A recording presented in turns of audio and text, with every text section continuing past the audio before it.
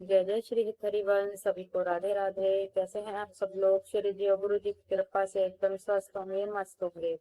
तो आज की वीडियो में हम बात करेंगे कि गुरु दीक्षा का क्या अर्थ होता है, गुरु दीक्षा का क्या मतलब है, और आखिर हमें दीक्षा लेना क्यों जरूरी है। तो इसी सब की जानकारी के बारे में आज हम बात करेंगे। सद्गुरुदेव भगवान और श्री जी की प्रेरणा से, उनकी कृपा से इस अधम को जो भी थोड़ी बहुत जानकारी है तो वो मैं आप सबके सामने बताऊंगी। बाकी ज़्यादा समय ना लेते हुए चलिए वीडियो को स्टार्ट करते हैं। तो देखिए, सबसे पहले हम बात करते हैं कि आखिर गुरु दीक्षा का क्या अर्थ होता है, गुरु दीक्षा का क्या मतलब है। तो सुनिए आप ध्यान से। देखिए, गुरु दीक्षा क्या चीज है? अपनी हृदय की अपने हृदय की भागवतिक ज्योति, अपने हृदय का भागवतिक ज्ञान, अपने हृदय की मंत्रणा शक्ति, अपने हृदय का गुप्त मंत्र किसी को प्रदान करना। गुरु ने जीवन भर जो भगवत प्रताप से अपने अंदर आध्यात्मिक ज्योति जगाई है, उसको किसी दूसरे को प्रदान करना। अपने जीवन भर के मंत्र जाप, नाम जप, जो भी गुरुदेव भगवान ने जो भी अपनी मतलब तपस्या की है, उस सबको अपने शिष्य को प्रदान करना। अपनी आध्यात्मिक शक्ति, अपनी जीवनी शक्ति, अपनी मंत्रणा शक्ति, अपना गुप्त मंत्र, अपना हृदय का गुप्त मंत्र, अपने हृदय का गुप्त आध्यात्मिकता अपने शिष्य को प्रदान। अपनी जीवन भर जगाई हुई अपने हृदय की आध्यात्मिक ज्योति अपने शिष्य को प्रदान करना। अपनी जीवनी शक्ति, अपनी भगवतिक शक्ति अपने शिष्य को प्रदान करना। यही सब प्रदान करने का अर्थ दीक्षा होता है। और बात, चलिए अब जान लेते हैं कि हमें गुरु दीक्षा लेना क्यों चाहिए, गुरु दीक्षा हम क्यों लें।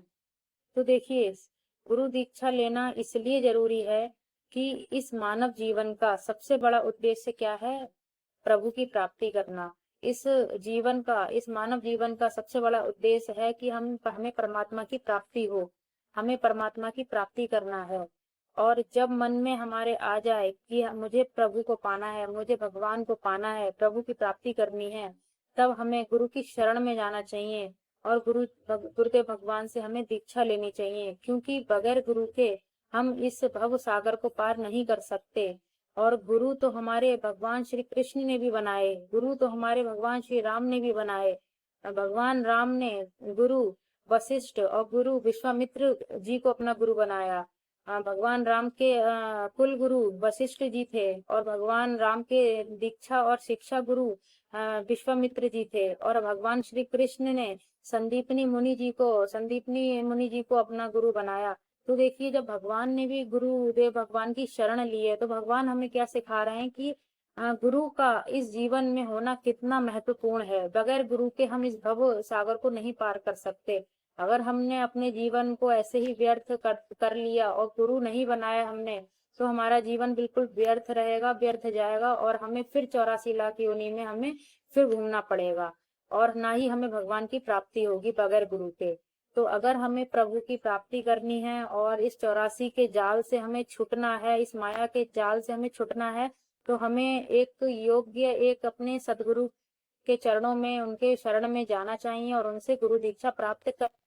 चलिए अब बात कर लेते हैं कि गुरु की पहचान हम कैसे करें, सही गुरु की हम पहचान कैसे करें कि हमें ऐसा मतलब हमारे दिल में पूर्ण तरीके से निष्ठा आ जाए कि हाँ, ये है गुरु, हमें हमें प्रभु तक पहुंचा सकते हैं, हमें भगवत प्राप्ति करा सकते हैं।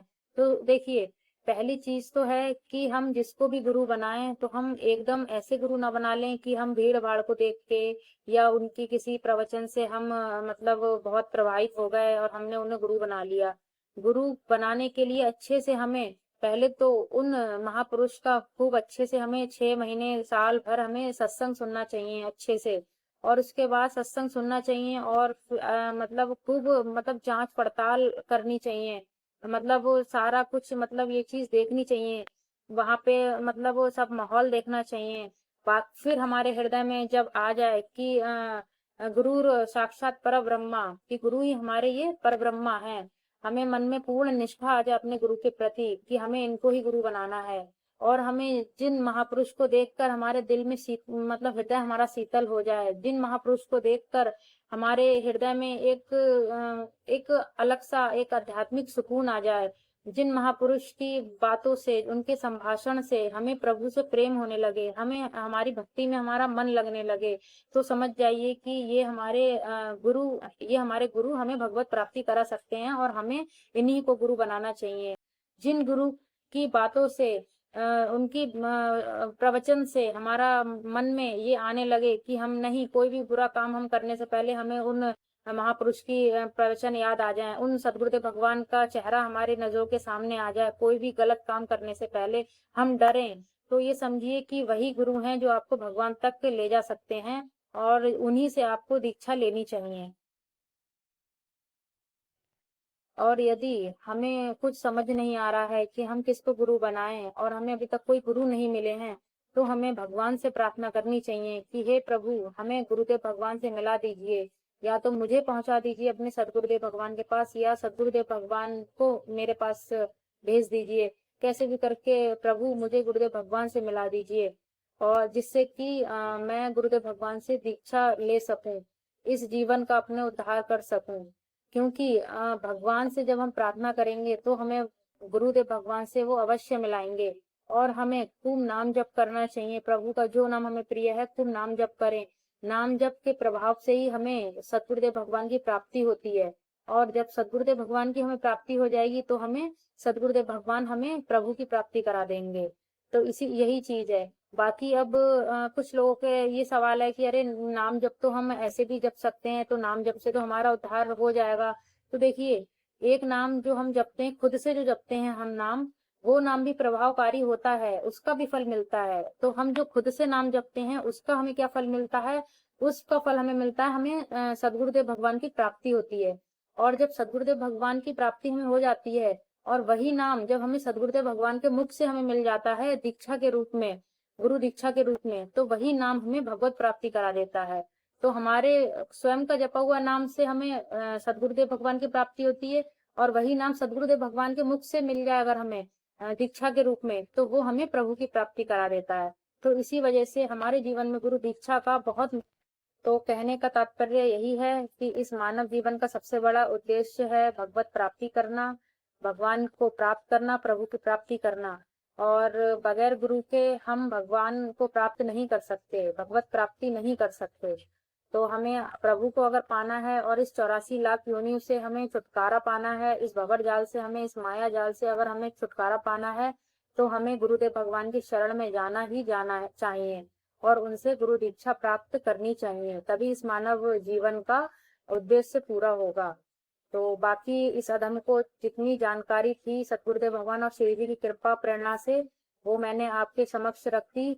बाकी इस अधम से, इस नीच से कोई भी अगर वीडियो के दौरान गलती हुई हो, कुछ भी आपको ऐसा कोई मेरा शब्द बुरा लगा हो, तो उसके लिए मैं आपसे क्षमा मांगती हूँ। और बाकी अगर आपको मेरा वीडियो पसंद आया हो तो इसको लाइक कीजिएगा, सब्सक्राइब कीजिएगा और शेयर कीजिएगा। आप सब स्वस्थ रहें, मस्त रहें। श्री हरिवंश।